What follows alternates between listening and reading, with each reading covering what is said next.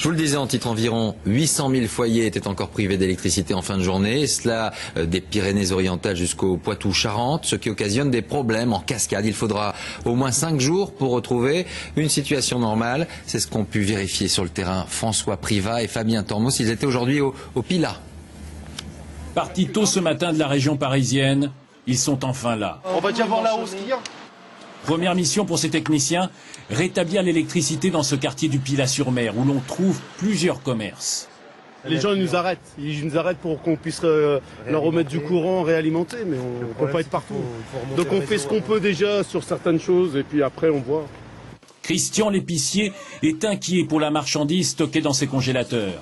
À l'intérieur, la température a commencé à baisser. Si le courant n'est pas rétabli ce soir, il faut qu'on se trouve une solution de dépannage pour essayer de conserver ces marchandises.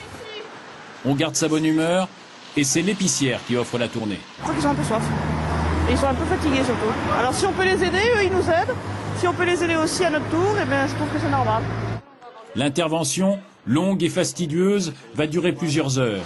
À une dizaine de kilomètres de là, des câbles au sol, déchiquetés.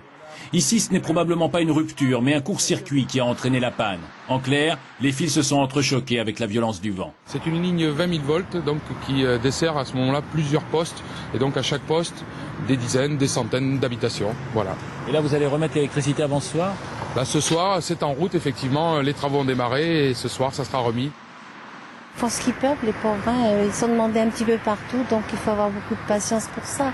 Mais ils font beaucoup de travaux et c'est vraiment formidable ce qu'ils font. Demain, on attend des renforts en provenance notamment d'Espagne et d'Angleterre. Ici en Gironde, 180 000 foyers restent privés d'électricité.